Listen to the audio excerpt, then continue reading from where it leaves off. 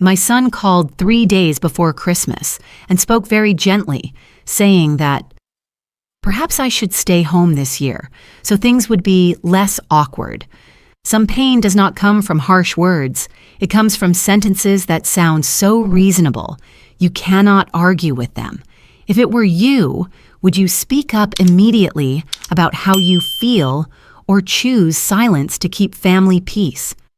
I did not react the way most people would expect, and what happened afterwards forced me to look back at who I truly am. If you have ever been pushed to the sidelines without anyone ever saying they disliked you, this story may be for you. I live alone in Maple Creek, a small town surrounded by the flat fields of the American Midwest. The place is so quiet that in the evenings, I can clearly hear the wind moving through the maple trees behind my house. I have grown accustomed to that quiet since the day my husband passed away 4 years ago. Not because I enjoy loneliness, but because life gradually arranged itself that way. This year, I turned 59. I still drive to the grocery store every Saturday morning, still make tea each morning, still keep the habit of tidying the kitchen before sitting down to rest. Nothing remarkable. Just an older woman slowing down after many years of being busy. The call came in the afternoon, 3 days before Christmas. I was standing in the kitchen, my hands still dusted with flour after finishing a batch of cookies. The phone rang, and a familiar name appeared on the screen. My son, Daniel. His voice was the same as always, calm, smooth, careful with every word. The voice of someone accustomed to speaking with clients and business partners. People for whom a single wrong phrase could shift everything. "Mom, I'm calling to talk ahead of time about this year's Christmas." I leaned against the kitchen counter, wiping my hands on the cloth hanging nearby. "Okay, go on." Daniel said that this year, the company was hosting a large gathering. Important clients, a crowded house, lots of work-related matters. He spoke softly, reasonably, that I might feel uncomfortable, that everyone would be young, talking about projects and plans, that it wasn't that he didn't want me there, just that it wouldn't be convenient. He said nothing wrong, not a single rude word, nothing that hurt me immediately. I glanced up at the calendar hanging on the wall. December 22nd, 3 more days until Christmas. "All right," I said, "I understand." Just 2 words, nothing more. Daniel exhaled lightly, as if relieved of a burden. He said he would arrange another meal, maybe after the new year. Just family.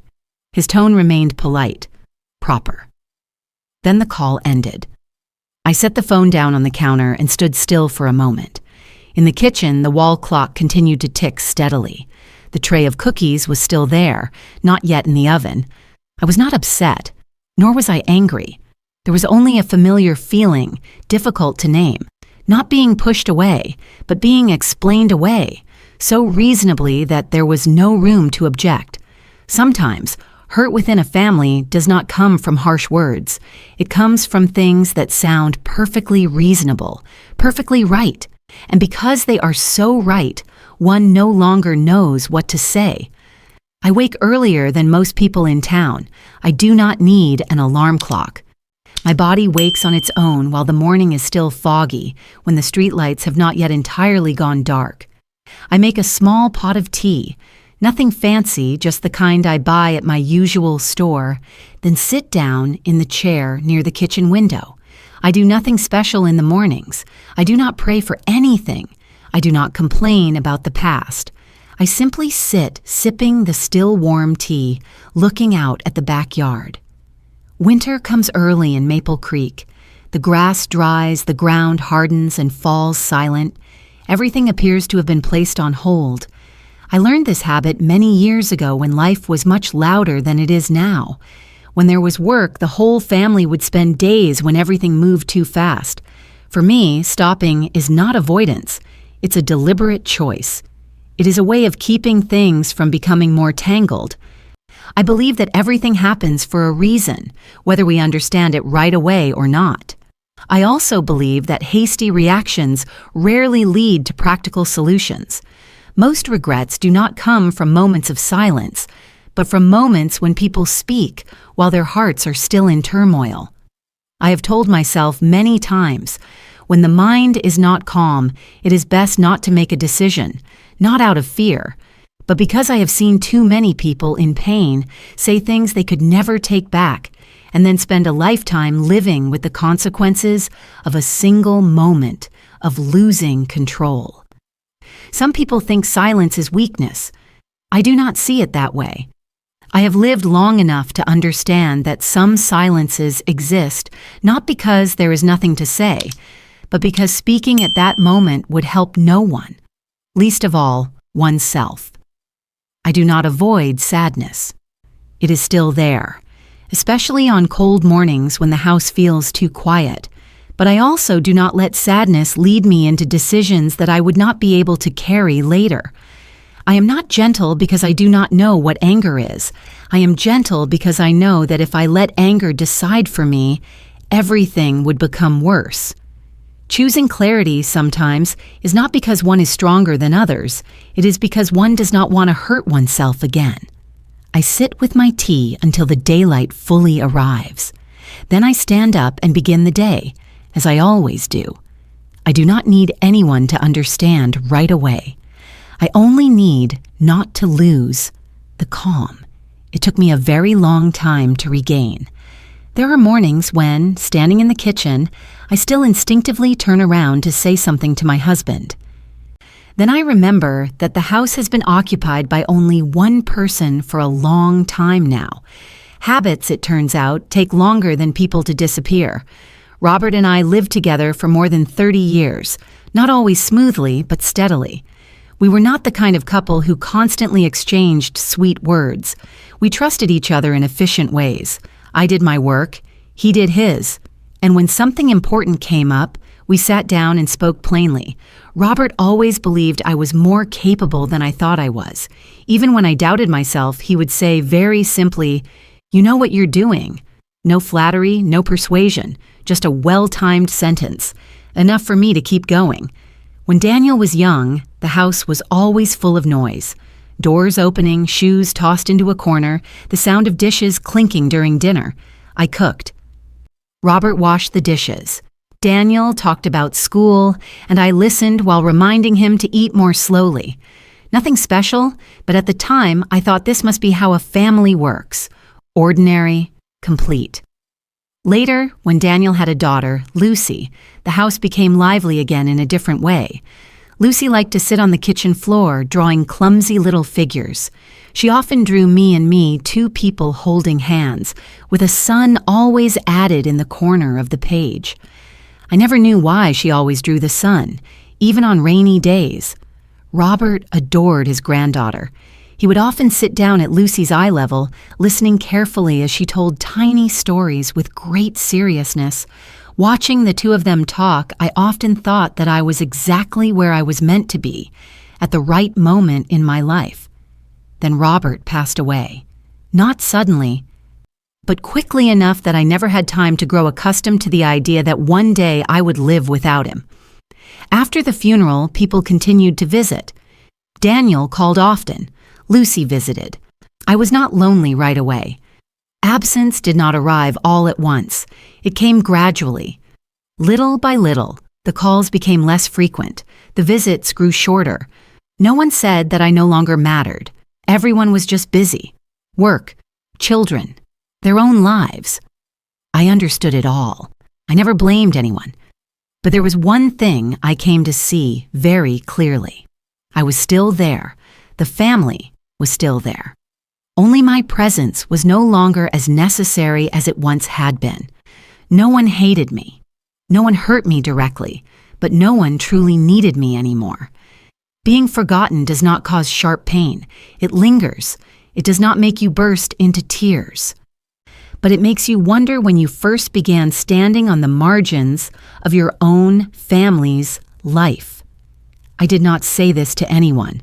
I simply took note of it and continued living the way I always had. But from that point on, I understood that some losses do not come from separation, but from gradually losing a clear place in someone else's heart. I no longer worked full-time after Robert passed away, but I kept the habit of research. Not because I needed to prove anything, but because it was how I had been used to thinking for many years, sitting with a problem, trying different approaches, discarding what no longer fits, and keeping the core. I did it more slowly than before, but with greater care. What I was working on was not something that could be easily summarized in a single sentence, nor did I feel the need to share it widely. To me, its value lay in solving a real problem, not in how many people knew about it. I thought that was enough. Daniel was the first to ask me about it. Initially, the questions were quite ordinary. "What have you been working on lately?" "I heard you used to research this field." His tone was still gentle, still polite. I answered just enough. I did not hide anything, but I also did not say more than necessary. Then the questions became more specific. Daniel asked how I approached the problem. Why did I choose that direction instead of another? Which points did I consider essential? I noticed that he absorbed information very quickly, and that his follow-up questions landed exactly where they should. I did not feel uncomfortable right away. A son taking an interest in his mother's work, logically speaking, was not wrong. I even thought that perhaps I was being overly sensitive, having long grown unaccustomed to sharing deeply with anyone. But there was something that did not sit quite right with me. It was not the questions themselves, but the pace at which they were asked. Daniel asked more frequently, more thoroughly, and sometimes he asked again about things I had never fully explained, as if he were assembling a picture from only a few pieces I had given him. I began to feel uneasy, in a tranquil way. Not fear, not a clear suspicion, just a feeling difficult to name, like standing in a familiar room where the lighting suddenly changes, making everything look different. I did not say anything right away. I did not react. I knew that if I confronted it directly at that moment, the conversation might take a different turn, and I was not sure I was ready to face it. So I paused. One morning, after Daniel had just hung up, I sat for a long time with a cup of tea that had gone cold. I asked myself one straightforward question. Am I afraid, or am I noticing that something is not right? That question did not need an immediate answer, but it kept me from deceiving myself. I know the difference between fear and intuition. Fear is often accompanied by imagination. Intuition arrives quietly, clearly, without needing reasons. I began to be more careful, not because I believed Daniel would do something wrong, but because I understood that when interests are involved, people sometimes change faster than they themselves realize. I did not shut the door. I simply closed it just enough. Daniel did not notice right away. Or perhaps he did, but chose not to say anything. The conversations continued, still warm, still reasonable. Only one thing had changed. I no longer shared everything I was thinking. I did not do this to keep things to myself. I did it to give myself time to see more clearly. Over the course of many years of living and working, I have learned one thing. When something is not right, evidence usually emerges later. But intuition does not wait. The truth does not arrive with loud noise. It comes through dry documents, neatly arranged words, and brief phone calls that go straight to the point. I did not do everything on my own. I did not have the strength for that, nor did I want to turn a family matter into a personal struggle.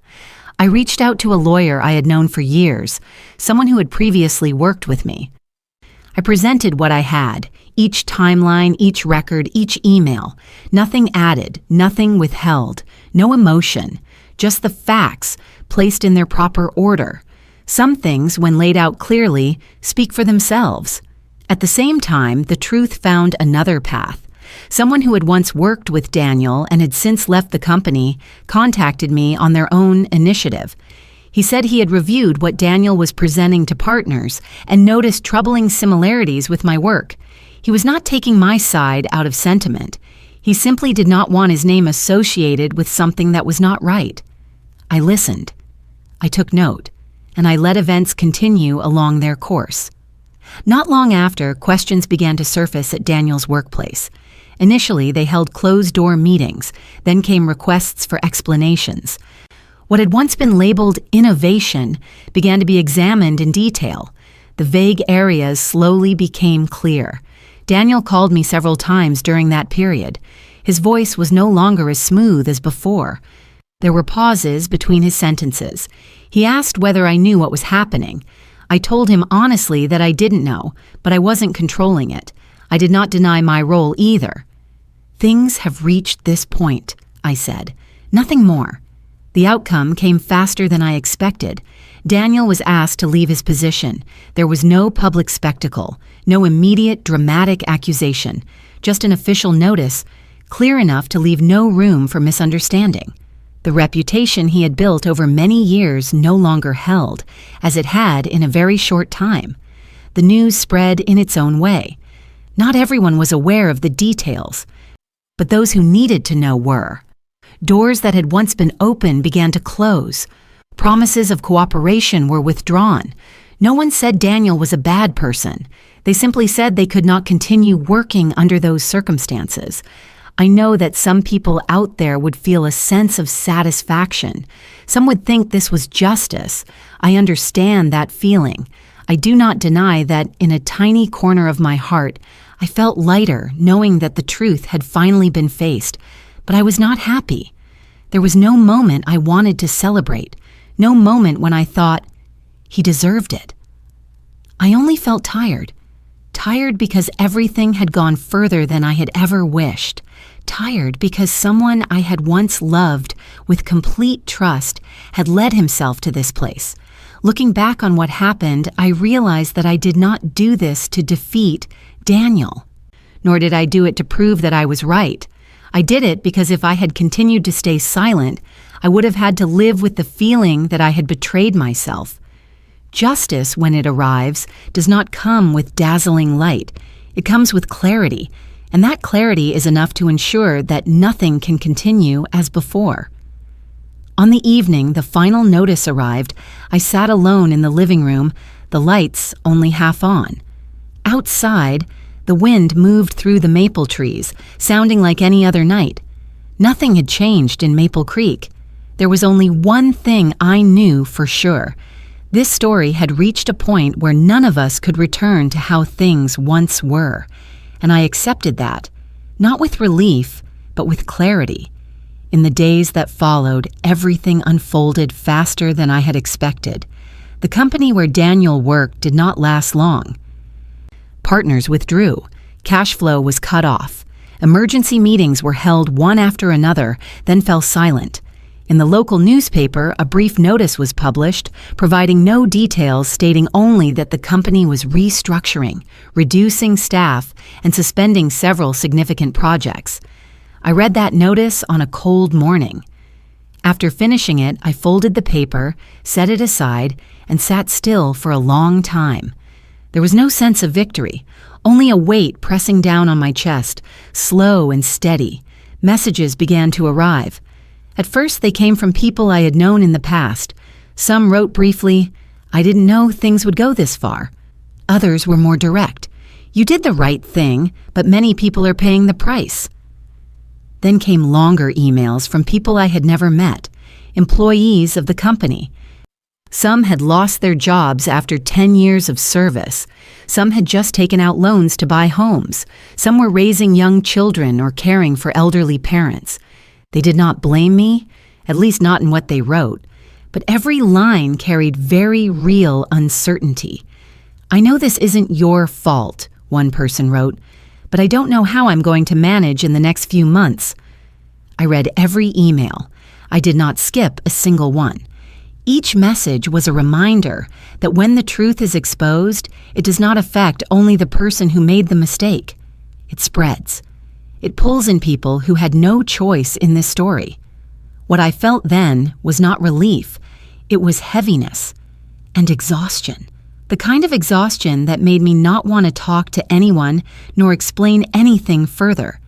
I began to understand that what I had done, even if necessary, was far from straightforward in the way outsiders might see it. One evening, I sat in the living room with only half the lights on. My phone lay silent on the table. I did not open social media. I did not read the comments. I did not want to know who was taking whose side. I only wanted to sit quietly with my own reality. The truth does not bring the comfort many people imagine. It is not like setting down a burden and immediately feeling a sense of relief. Sometimes it is like exchanging one burden for another, weighing heavier, clearer, and impossible to avoid. I also understood something else very clearly. If I had chosen silence, these consequences might not have materialized immediately, but they would have arrived in another form, later, deeper, and perhaps even more painful not only for me, but for many others as well. I did not comfort myself with grand words. I simply reminded myself that I had done what, at that moment, I could not do, not to punish anyone, but to place the truth where it belonged. The cost of truth became very clear in those days, and I did not turn away from it.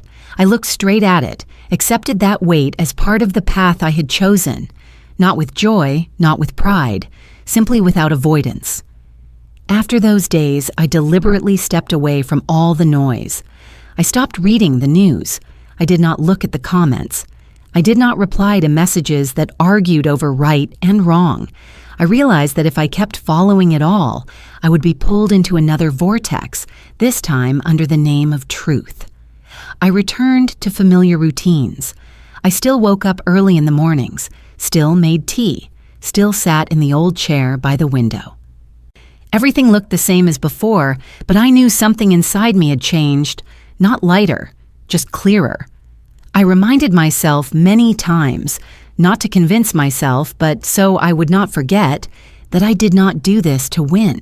If I had wanted a victory, I would have chosen a different path long ago. I did this so I would not lose myself, so I would not have to live the rest of my years with the feeling that I had stayed silent when I should not have. Letting go, to me, is not neglect, nor is it turning away. Letting go is accepting that I cannot control how others understand this story. Some people will think I was right. Some will think I was too harsh. Some will blame me. Some will empathize. I cannot gather all of those opinions and deal with them one by one. I also do not force anyone to understand me. Not because I do not need to be understood, but because I know that there are things each person can only understand after walking a similar stretch of road themselves. Explanations sometimes only make things more tangled. On some afternoons, when the sky over Maple Creek turns a pale gray, I go out to the backyard and tend to a few old garden beds. The work is slow, my back is a little sore, and my hands are cold. However, those small tasks bring me back to my body, back to the real rhythm of life, rather than leaving me trapped in endless thoughts. I do not forget what happened. Letting go does not mean erasing memory. It simply means not allowing those memories to keep controlling my present. I still feel sad when I think of Daniel. I still feel pain when I remember those who were affected. But I do not let those feelings turn into resentment or self-punishment. I acknowledge that even when decisions are made with clarity, they still have significant consequences. Peace does not come from everything becoming comfortable. Peace comes from no longer running away from oneself. And in those quiet days, I began to sense something tiny but very real. When I stopped trying to control the outcome, my mind naturally became less tense. Not because everything was resolved, but because I had stopped struggling against it. Daniel reached out to me again a few weeks later. Not immediately, not while everything was still tangled. The call came one late afternoon just after I'd finished preparing a simple dinner for one. His voice was different from before, no longer smooth. No longer trying to arrange his words so they sounded reasonable. He spoke slowly, with pauses, as if each sentence had to be carefully weighed. "Mom," Daniel said, "I was wrong." He did not explain at length. He did not recount details. He did not offer excuses. He simply said that he understood which boundary he had crossed, that he understood there were things you could not take and still expect everything to remain as it was before. Daniel did not ask for my forgiveness, at least not at that moment. He only said that he needed to say this whether I was ready to hear it or not. I listened. I did not interrupt, nor did I respond with words of comfort. Not because I was cold, but because I knew that some words, if spoken too early, become empty. I told Daniel that I was not closing the door. But I also could not open my heart as if nothing had happened. Trust, if it ever had a chance to return, would need time to do so, and I did not want to promise anything I was not sure I could give.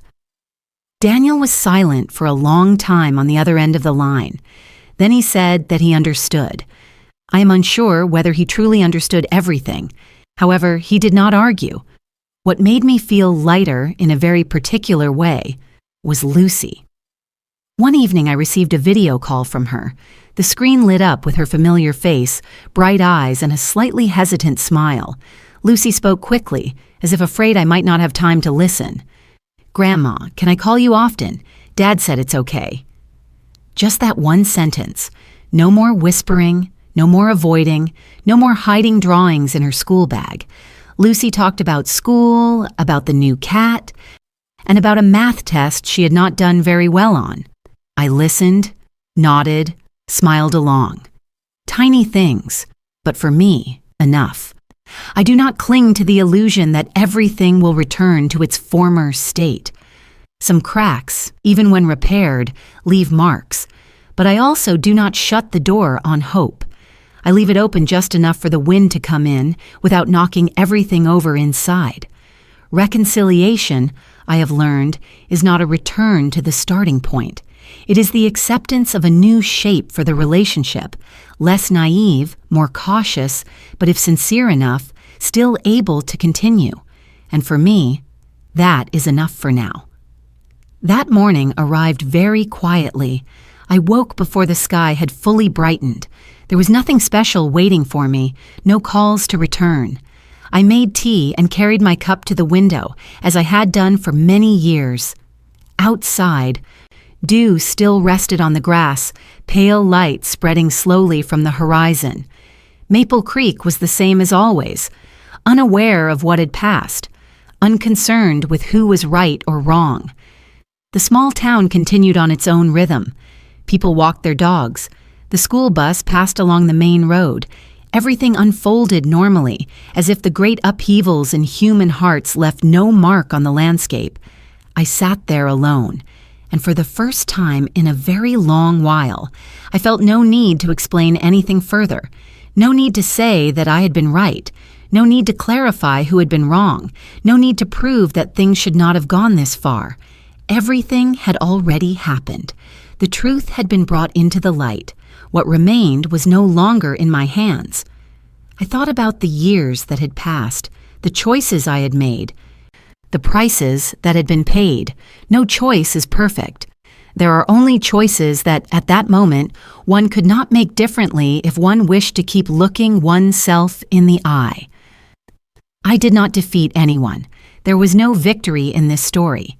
However, I also did not let my heart be lost. I did not allow it to be worn down by prolonged silence. I did not let it blame itself for choosing truth over comfort. Perhaps peace is not when every relationship is intact. Perhaps peace is when one no longer has to strain to maintain an image, a role, or a false sense of harmony. I took the last sip of tea. It had gone cold, but that was fine. Outside, a new day was beginning. Not radiant, not special. Just a day I could live fully, without avoiding, without proving, without explaining. And for me, that was enough.